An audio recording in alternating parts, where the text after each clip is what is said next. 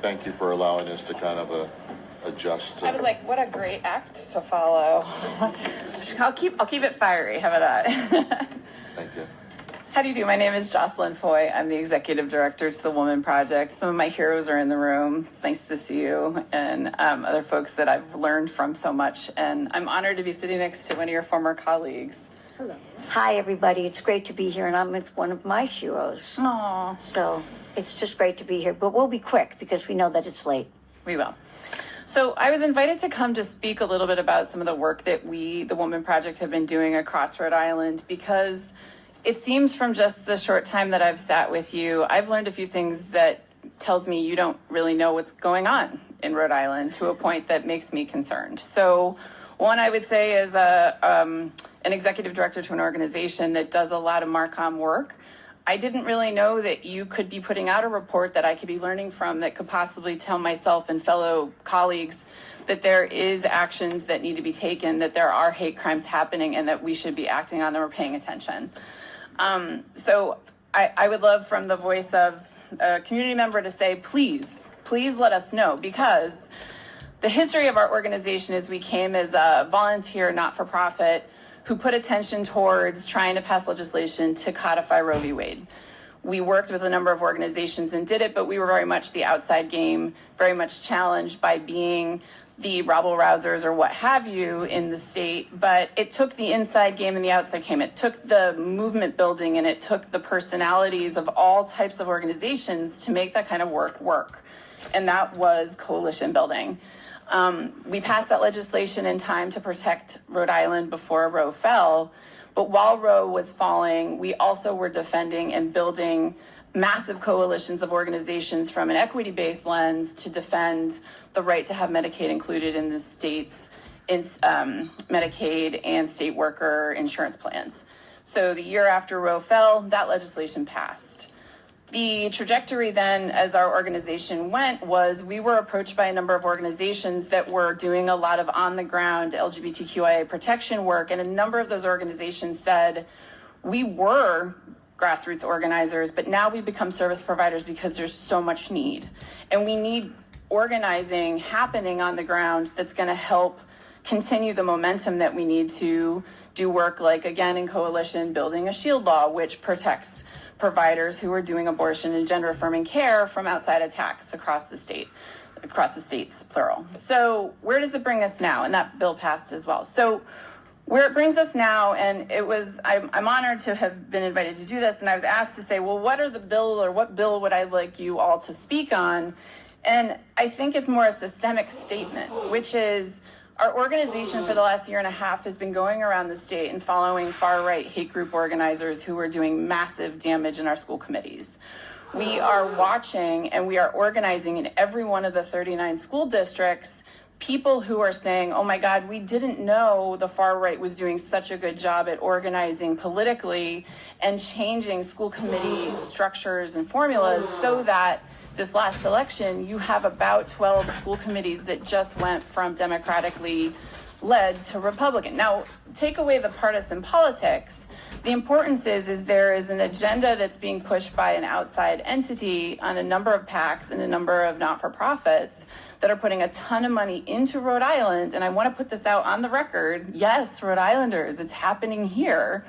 That we're seeing decisions and policies being questioned that the Rhode Island Department of Ed has said, these policies are policies. Why are we changing them? And these organizations are saying, great, let's see if we can break the policy. Let's see if we can take it to the Rhode Island Supreme Court. Let's see what we can do. And so we've seen this last session a ton of bills being introduced that are going against the rights of young people, that are going for parental rights, which is giving certain parents, guardians, foster parents, what have you, the ability to go in and get information that may be detrimental to the well-being of these youth. We're also seeing huge attacks on what we do the work around, the framework called bodily freedom, which includes huge intersectional range of topics, our focus being on healthcare and LGBTQIA protections and reproductive rights. But I come to you to say that there's not a lot of attention being paid on the erasure of the LGBTQIA community, specifically the trans community in Rhode Island. there are so many bills right now that are going after it. We're seeing the fire that's coming from the federal government into Rhode Island. And we're seeing a number of the General Assembly members take hold and say, let's run with it and see if we can do it. And they are getting attention in ways they've never had. Maybe that attention won't work in a state that people identify as quote unquote Democratic or blue. We are not Democratic and blue. We are very purple. And so I will say that the communities in the 39 districts that we are organizing in is an honor to meet folks in each district. They're telling us what they need and how they need it. Every district from Foster Gloucester, which he's not here, to Providence is going to have a completely different behavior. However, continually speaking, each one of these districts is seeing massive attacks on the young people having the protections in their schools be taken care of. And frankly, the providers in their schools that are behavioral health support.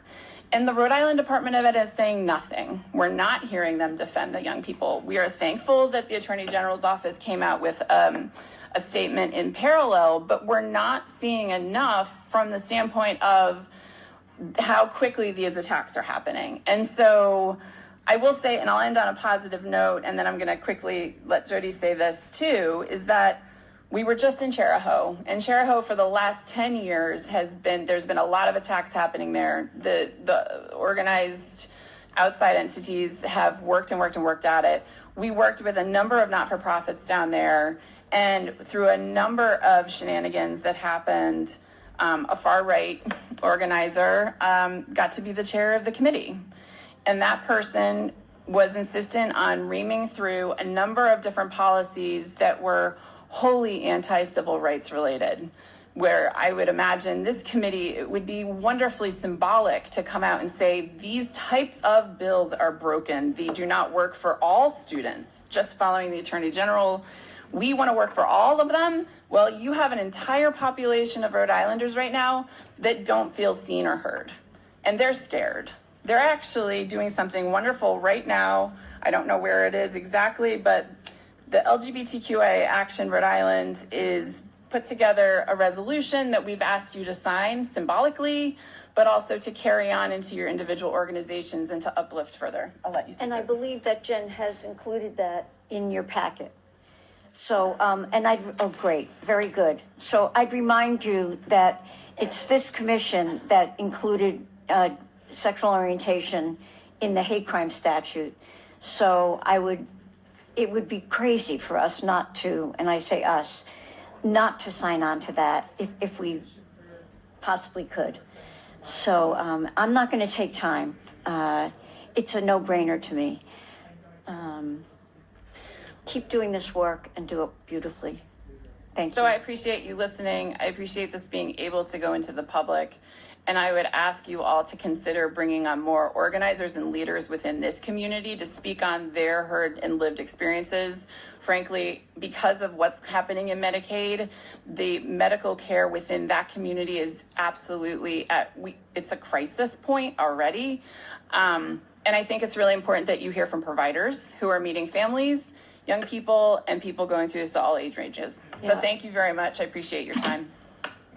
Thank you. Thank you very much. And fortunately or unfortunately, I live down in the Charahoe community, so I have You're shaking your head. I'm like, ooh, I want to talk to you more. I have a front seat to what's going on, unfortunately. So, is there any comments from the commission? If I can, just say, not a question, just a comment. Jocelyn, I see you all the time out in the community, and I just want to commend you and all of the volunteers that you have alongside you. We sometimes at state government and up at the State House forget about the people that are on the grounds working, and it's really powerful to hear from you. So thank you for coming. And please encourage anybody, if there are other, groups or organizations or even just constituents who want to come to the commission and speak with us, we really appreciate it. I would love to encourage that. I think it's very important. Yes, and Just to echo those comments, I also do see the work that's happening around the state at the school boards. As a state legislator, we don't always get a chance to dive into what's happening in our cities and towns because there are so many attacks that are also happening at the state level. So I am appreciative of like the work that's happening, protecting our schools and our young people that we can't always address through the legislature because the school boards and school board policies are not always something that we can touch. But again, thank you for your work and for some other folks in this room who document that work, including Steve Alkus, who does a lot of that work. It's a big team effort. I'd like to add that if you can come off and let us know what you're doing. I'd be honored to. I think that if it's possible, I'd be happy to, or just to submit something that you have in the record that would be like a community-based statement, and I could do it in collaboration with a few others. Absolutely. Thank you. That would be great. Thank you. Thank you. Yeah, I would sort of echo that. I think the education of the commission is equally important. I know we're looking to try and educate other people, but we clearly need to be educated as well. And I would also just suggest that, what the Women Project is doing in terms of actually looking at some logistical, practical things that are happening out there falls directly into our mission. Revise and codify, if possible, all laws relating to all forms of prejudice, bias, and hatred. I mean, this is an example of how that's actually happening. So thank you. I will uplift. It's a little personal bump, but we're trying to find ways to make activism possible for introverts and extroverts alike.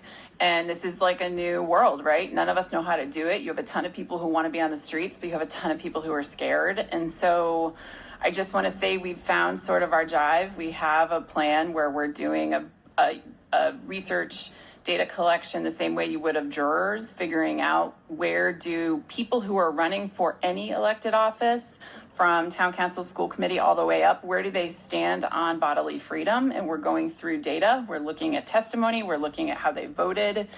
And we're reporting out. We're going to them and saying, hey, this is what we found. How do you feel about this? Let's talk about it.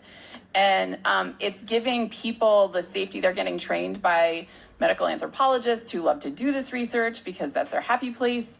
And they're having some anonymity while also A, getting an education, but B, doing another form of activism. And frankly, I just heard from 3 organizations today that said, can we share all of our data and make it bigger? Let's not make it just one thing. Can we make it also these other topics? And I would think that that would be an excellent way for anyone to try and figure out how to engage if they needed safety in that. So thank you. Thank you very much. And to your point, that is important, is that not everybody's comfortable Yeah. being visible and speaking out. And so that's one of the things that now their voices are extremely important. So we have to give everybody that comfort level to figure out how their voices get heard. So thank you very much. Well, and I would ask again where I started, which is if it were possible to fast track whatever processes you all do in determining if you can put out reports on your website that we all can see. For organizations like mine and other people in this room, we're tracking far right organizing and planning and where they're going next and where can we be to stand up against that, not in martyrdom standpoint, but for white folks who need to be standing in the place of other folks who are going to get attacked first based on prejudice and bias. I think all of us are trying to figure out how to do this with empathy and care, but we need data and information too. And Rhode Island has the 3rd most not-for-profits in America. So that all of us are doing a lot of the same things and we kind of need to, we're trying to bond all of us and we're getting there. So thank you again. Thank you. We want to vote on approving the findings. I move to approve this resolution with a letter. A second for Driscoll. Any discussion? Or do a vote? Poll. Aye. Tarmac, aye. Allison, aye. Chair Reddish, aye. Chair, aye. Tamika Pook, aye. Jim Vincent, aye. Trisha Driscoll, aye. Marta Martinez in favor. Jordan McMahon, aye. Thank you.